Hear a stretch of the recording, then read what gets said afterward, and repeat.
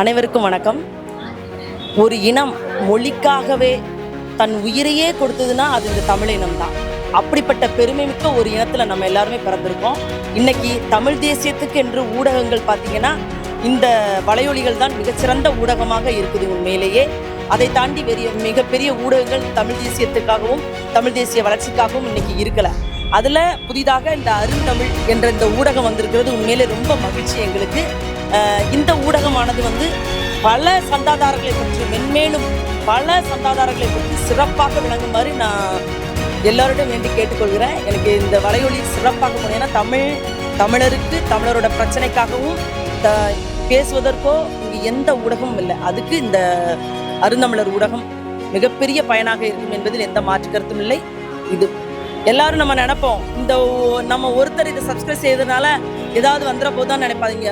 ஒவ்வொரு நாளும் இதில் இருக்கிற கருத்துக்களை நீங்கள் கேட்கும்போது தான் நம்ம என்ன இழந்திருக்கோம், நம்ம என்ன பெற்றுக்கொண்டு இருக்கிறோங்கிறத நம்ம அதிகமாக பெற முடியும் என்பதை இதன் மூலமாக நான் தெரிவித்துக் கொள்கிறேன். நன்றி, வணக்கம், வாழ்த்துக்கள். வணக்கம். சமகாலத்தில் இருக்கக்கூடிய ஊடகங்கள் எல்லாமே விலை போயிருது. காசை வாங்கிக்கிட்டு ஒவ்வொரு இடத்துலையும் ஒவ்வொரு அரசியல்வாதிக்காகவும் பேசக்கூடிய இந்த கால சூழலில் தமிழ் தேசிய அரசியலையும் தமிழ் தேசிய கருத்துக்களையும் இந்த தமிழ் தேசிய அரசியலை முன்னெடுத்து வைக்கக்கூடிய ஒரு மூன்றாவது அங்கீகரிக்கப்பட்ட கட்சியாக இருக்கக்கூடிய நாம் தமிழர் கட்சியின் தலைமை ஒருங்கிணைப்பாளர் செந்தமிழன் சீமான் அவர்கள் சொல்லக்கூடிய மக்கள் கருத்துக்களை மக்களுக்கு தேவையான அரசியலை எடுத்துக்கொண்டுட்டு போறதுக்கான சரியான ஊடகம் இல்லாத இந்த காலகட்டத்தில் அருந்தமிழ் அப்படின்னு நம்ம தம்பிங்க ஆரம்பிச்சிருக்கக்கூடிய இந்த வலையொலி ஒரு தமிழ் தேசிய விடுதலை அடையிறதுக்கு மாபெரும் சக்தியை ஒரு ஊடக வலிமை சேர்க்கக்கூடிய ஒரு தளத்தில் மாறும்னு என்னுடைய பேரன்பையும் வாழ்த்துக்களையும் சொல்கிறேன். எப்பவுமே இன்னைக்கும் என்னைக்கும் இனி வரும் காலங்களில் உண்மையும் நேர்மையுமா தொடர்ந்து முயற்சித்து நம்ம தமிழ் தேசிய கருத்துக்களை கொண்டுட்டு போய் சேர்க்கணும்னு மனமார்ந்த என்னுடைய வாழ்த்துக்களை தெரிவிச்சுக்கிறேன். நன்றி.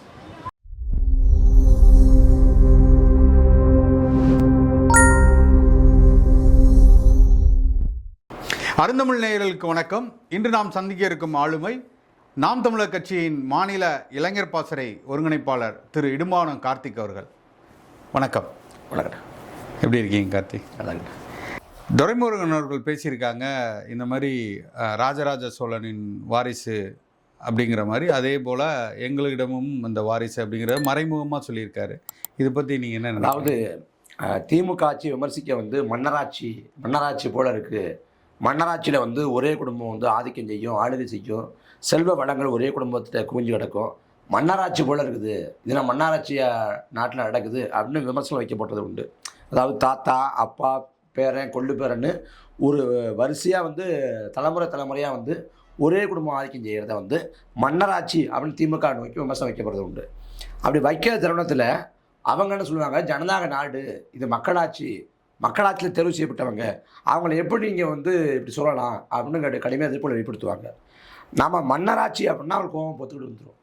ஆனால் ராஜேந்திர சோழன்னா நல்ல இனிப்பாக இருக்கும், அப்படியே புலங்காய் தாடுவாங்க. இதில் ராஜேந்திர சோழன் ராஜா சோழனோட மகனாக இருந்தாலும் தனக்கென தனித்த அடையாளத்தை நிறுவனர் அவருக்கு. அதில் ஒட்டு மொத்தமாக அவரோட வாழ்க்கையில் 20 ஆண்டு காலம் போர் புரிஞ்சிருக்காரு. அவர் 34 ஆண்டுகளோ என்னமோ ஆட்சி பண்ணியிருக்காரு.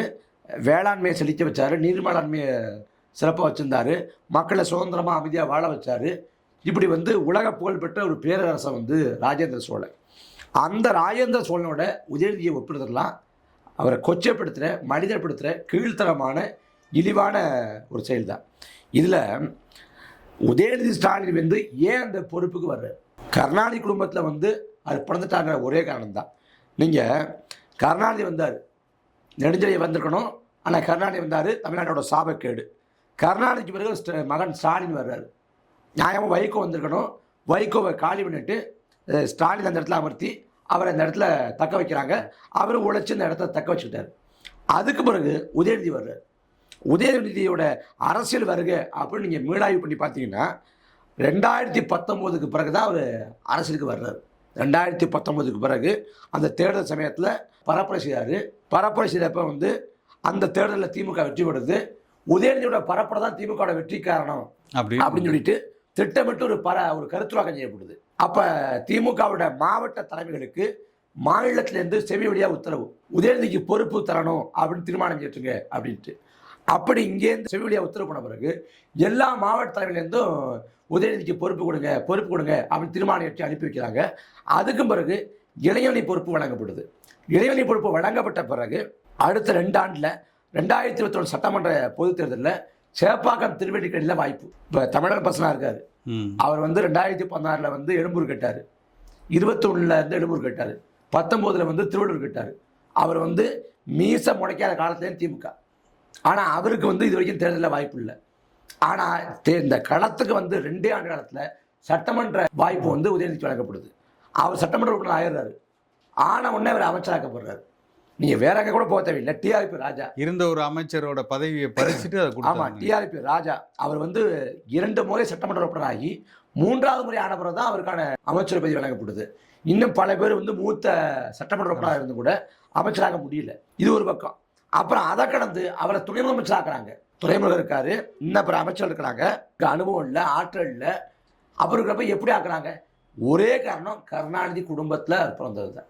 அப்போ அந்த கட்சிங்கிறது நாட்டுக்கானதா இல்லாமல் ஒரு வீட்டுக்கானதாக இருக்குது. சமூக நீதினு பேசுவாங்க. சமூக நீதிக்கு புறம்பான ஒன்று வாரிசு அரசியல், மன்னராட்சி முறையோட நீச்சி வாரிசு அரசியல், பண்ணையார் தளத்தோட எச்ச சொச்சம் வாரிசு அரசியல், மக்களாட்சியின் சாபக்கேடு வாரிசு அரசியல். ஒரு பக்கம் வாரிசு அரசியலை புகுத்தி கொண்டு இன்னொரு பக்கம் சமூக நீதி நாங்கள் போட்டுறோம் அப்படின்னா இது அபத்தம்.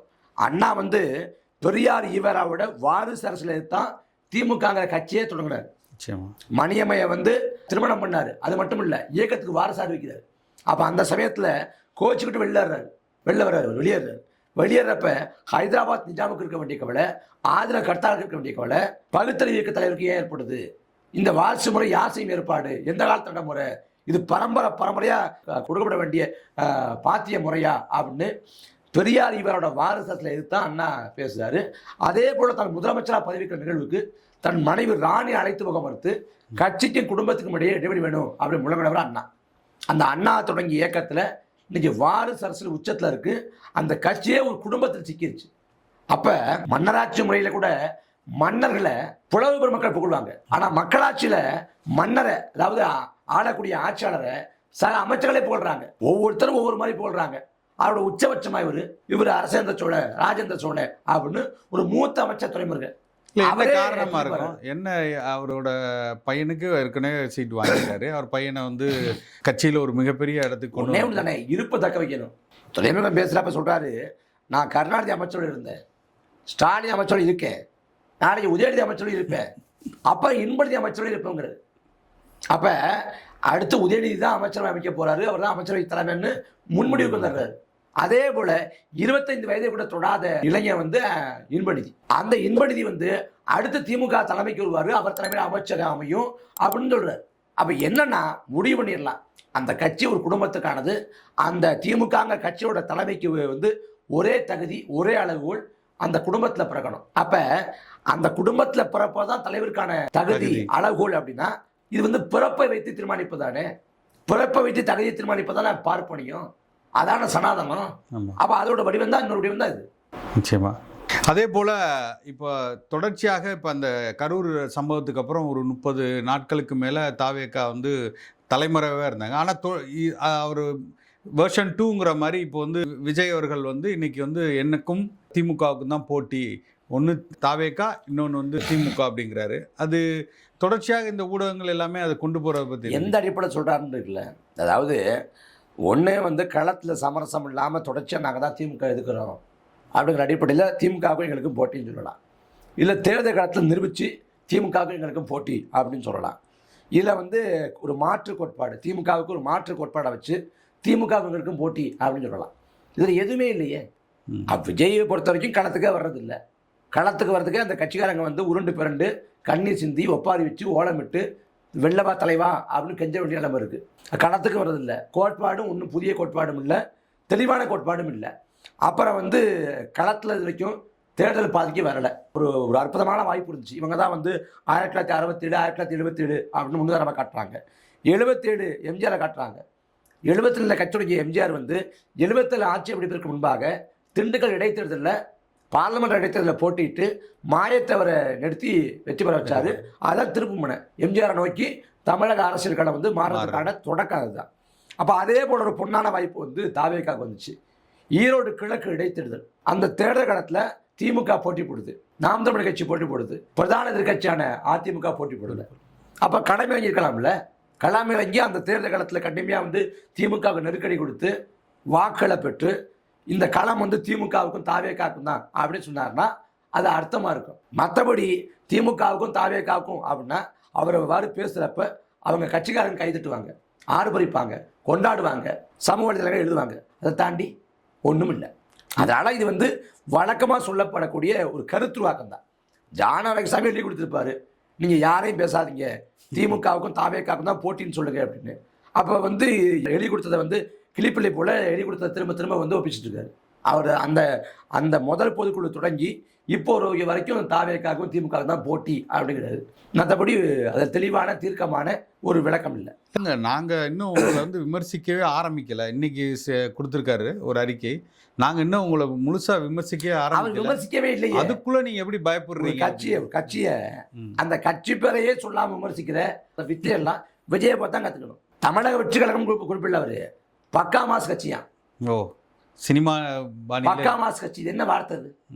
பக்கா மாஸ் கட்சின்னா கட்சிக்காரனை ஒழுங்குபடுத்த முடியல, நெறிப்படுத்த முடியல, ஒழுங்கினமான செயல்பாடுகளில் ஈடுபடாதுன்னு அறிவுறுத்த முடியல. பக்கா மாஸ் அப்படின்னா மாசுன்னு சொல்றது என்ன?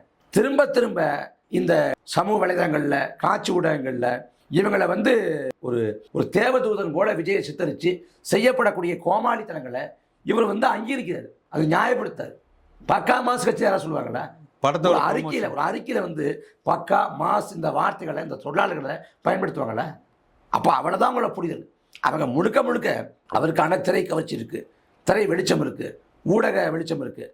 அதை பயன்படுத்தி கொண்டு அதை என்ன தருமோ இந்த களத்தில் போட்டு பார்ப்போம், திரை கவர்ச்சியை முதலீடாக போட்டு நம்ம வர்ற வரைக்கும் பார்ப்போம் அப்படின்னு நினைக்கிறார். அவ்வளோதான். இப்போ ஜனநாயகன் படத்தோட ப்ரொமோஷனல் மாதிரி பேசுகிற மாதிரி இருக்குங்கிற மாதிரியும் எல்லாம் சமூகம் என்ன சொல்கிறாங்கன்னா, அந்த கரூர் பரப்புரை காட்சி போல் இருக்குதுங்கிறாங்க. இன்னொரு பக்கம் அவங்க இதில் என்ன சொல்கிறாங்க அப்படின்னா, நெய்வேலி படப்பிடிக்கும் போது விஜய் இந்த வாகனத்தில் மேலே ஏறின்னு தன் படம் எடுத்தார் அதுதாங்கிறாங்க. எது எப்படியோ நான் ஒன்றே உறுதியாக சொல்லுவேன், விஜய்க்கு அது கடைசி படம் இல்லை. தமிழ்நாட்டு மக்கள் வந்து விஜயை வந்து ஏமாற்ற மாட்டாங்க. அதனால விஜய் 76, 66, படம், 69, 70, 71, 72, 73 அவர் 100 படம் வரைக்கும் கூட நடிப்பார், நடிக்கட்டும். அப்போ அதற்கான கதவு வந்து 2026 தேர்தல் வந்து திறந்துவிடும். இப்போ தனிச்சே போட்டி அப்படிங்கிறது வந்து உறுதியாக அவர்கள் எடுத்த முடிவுன்னு நீங்கள் நினைக்கிறீங்களா? தனிச்சு போட்டி அப்படிங்கிறது இப்போ நாம் தமிழர் கட்சியை பொறுத்த வரைக்கும் நம்ம தனிச்சு போட்டியை முடிவெடுத்து நகர்றோம். நாம் யார் தலைமை ஏற்று போடுறதுக்கு வாய்ப்பு இல்லை, தத்துவத்தை ஏற்று போடுறதுக்கு வாய்ப்பு இல்லை. நம்ம தலைமை ஏற்று தத்துவத்தை ஏற்று ஒரு புதிய ஆற்றல் வருது, ஒரு அப்பழுக்கற்ற ஒரு ஆற்றல் வருது அப்படின்னா அது ஏற்பது குறித்து நம்ம பரிசீலனை பண்ணலாம், ஆலோசனை பண்ணலாம், மேற்கொண்டு யோசிக்கலாங்கிறதுல தான். ஆனால் தாவேக்கா பொறுத்த வரைக்கும் அப்படி இல்லை. அவங்க தேர்தலே, அதாவது முதல் மாநாட்டிலே வந்து கூட்டணிக்கு அழைப்பு விடுத்தாங்க. நான் பொலிட்டிக்கல் பாம்பு போடுறேன், அரசியல் வெடிகுண்டு அணுகுண்டு அப்படின்னாரு. அது புஸ்வானம் ஆயிடுச்சு. அவர் வந்து அங்கே ஆட்சி தேர்தலில் பங்கு தருவோம்னு சொன்ன உடனே இந்திய கம்யூனிஸ்ட், மார்க்சிஸ்ட் கம்யூனிஸ்ட் கட்சி, விசிக, மதிமுக எல்லாம் திமுக விட்டு தன்ட்ட வந்துடும் அப்படின்னு நினச்சாரு. அங்கேருந்து யாருமே வரலை. அப்புறம் வந்து அதிமுக போகலாங்கிற மாதிரி அதற்கான வேலைகளை செஞ்சாங்க. அந்த திரைமறைவில் வந்து பேரம் பேசினாங்க, சரிபாதி சீட்டு வேணும், 5 ஆண்டு காலத்தில் 2 ஆண்டு காலம் நாங்கள் முதலமைச்சர் இருக்கணும், அதிமுக வேணும் அப்படிங்கிற மாதிரி சில நிபந்தனைகளை போட்டாங்க. அதனால் அதிமுக வந்து கழட்டி விட்டுட்டு பாஜக போயிடுச்சு. அப்போ என்ன பண்ண தெரியாமல் தனித்து விடப்பட்டுட்டாங்க. இப்போ மாற்றில் பேசிய கமலஹாசனோ விஜயகாந்தோ தேர்தலில் வந்து கூட்டணியை கொடுத்து அறிவிக்கலை. விஜயகாந்த் மக்களோட தெய்வத்தோடு மட்டும் தான் கூட்டணி. அப்போ இவர் வந்து தேர்தலே கூட்டணிக்கு தயாரிட்டார். கட்சியோட மாநாட்டிலே கூட்டணிக்கான அழைப்பு விடுத்துட்டார். அப்போ வந்து எதிர்பார்த்தாரு, யாரும் வரலை. இவர் அதிமுக தலைமையேற்று போகலாம், அதிகப்படியான இடங்களை வாங்கிக்கிட்டு நினச்சாரு. அதிமுகவோட பாஜக சேர்ந்துட்டதால அதில் தயக்கம் இருக்குது. இப்போ கரூர் மரணங்களுக்கு பிறகு பாஜக போட்டு இருக்குது. அப்போ அதனால் பாஜக விமர்சிக்காமல் கடந்து போகிறாங்க. ஒருவேளை பாஜக இறுக்கி பிடிச்சா இவங்க இந்த என்டிஏ கூட்டணிக்கு, அதாவது தேசிய ஜனநாயக கூட்டணி கூட போகிறதுக்கான வாய்ப்பு இருக்குது. இப்போ நாம் தமிழர் கட்சி தொடர்ச்சியாக திமுக விட்டு தாவேக்கா மட்டும் விமர்சிக்கிறது போல ஒரு தோற்றம் இருக்கு. அது திட்டமிடப்பட்ட ஒரு கருத்துருவாக்கம், ஒரு ஊடக கட்டமைப்பு. ஏன்னா நம்ம 1.5 மணி நேரம் ஒரு பொதுக்கூட்டம் நடக்குதுன்னா அதில் வந்து 1 மணி நேரம் 25 நிமிஷம் வந்து நாட்டு நடப்புகளை, சமூக அவலங்களை, நாம் தமிழர் கட்சியோட எதிர்கால திட்டங்களை, நாம் தமிழர் கட்சி என்ன செய்ய போகுது, திமுக அதிமுக என்ன பண்ணுச்சுன்னு பேசுகிறோம். கடைசி ஒரு 3 நிமிஷம் 2 நிமிஷம் போகிற போக்கில் நையாண்டி பேர் நக்கலாக தாவேக்காவை விமர்சிச்சுட்டு போகிறோம். ஆனால் இந்த ஊடகங்களுக்கு வந்து திமுக விமர்சிப்பதோ அதிமுக விமர்சிப்பதோ சுவாரஸ்யம் இல்லை, புதுசு இல்லை. ஏன்னா 15 ஆண்டாக தான் பேசி வர்றோம்.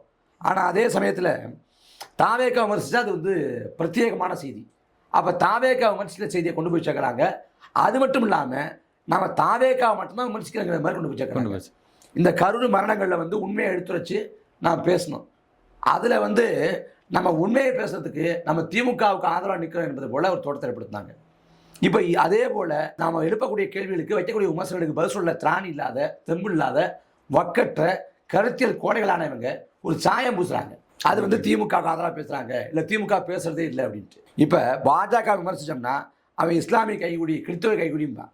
திமுக விமர்சித்தோம்னா அவன் பாஜகவோட கைகுடி அப்படின்பா. இப்போ தாவேக விமர்சிச்சா அவன் திமுக கைகுடிக்கிறான். அப்போ நம்ம எழுப்புற கேள்விக்கு யாரும் பதில் சொல்றது இல்லை, பதிலும் இல்லை. அப்போ தான் தப்பிச்சுக்கிறதுக்கு கேள்வி கேட்குற ஆளுக்கு வந்து ஒரு உள்ளம் கற்பிக்கிறான். அப்படி வந்து நாம் தமிழர் கட்சி திரும்ப திரும்ப நம்ம தெளிவுபடுத்துகிறோம்.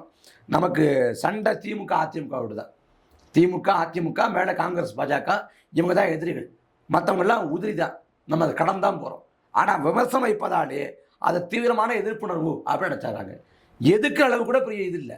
நாம் விமர்சிக்கிறோம், அம்பலப்படுத்துகிறோம், இந்த போலித்தனத்தை தோல் வச்சு காட்டுறோம், அவ்வளோதான். அதனால நாம் தமிழர் கட்சி வந்து திமுக எந்த அளவுக்கு விமர்சிச்சிருக்குங்கிறது திமுகங்களுக்கு தெரியும்.